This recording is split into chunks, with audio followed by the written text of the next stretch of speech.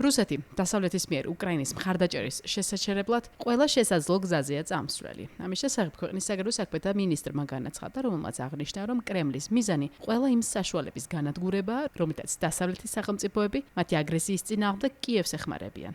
სახელმწიფო ტელევიზიასთან ინტერვიუს დროს სერგეი ლავროვს შესაძლო ნაბიჯები არ დაუგონგრედებია, თუმცა ხაზი გაუსვა, რომ მოსკოვი მეთოდების გამკაცრებას გეგმავს.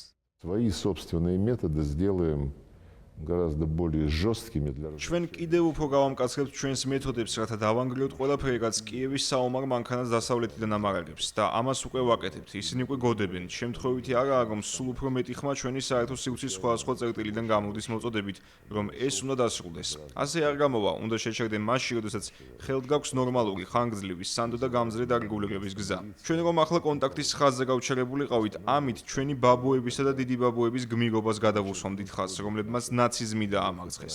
ამის დაშვებაც კი არ შეიძლება. Нацизм. Это невозможно рассматривать. ომის შეჩერების შესაძლებლობა რუსეთის საგარეო საქმეთა მინისტრმა ამ ინტერვიუში კიდევ ერთხელ გამორიცხა. ვიდრე კრემლი დასახულ მიზნებს არ მიაღწევს, რაც ამერიკის შეერთებული შტატების ჩართულობით რუსეთ-უკრაინის ომის დასრულების ძალისხმევაში მნიშვნელოვან შემოფერხებელ ფაქტორად რჩება. თუმცა ამ ინტერვიუს დროს კრემლის ხმამ კიდევ ერთხელ გაიმეორა მოსაზრება, რომ ომის გაგრძელება არა მათი, არამედ ევროპის ინტერესია. და რომ ბრიუსელი ამ მხრივ ამერიკის შეერთებული შტატების პრეზიდენტის გადაბირებას შანტაჟის გზით ცდილობს.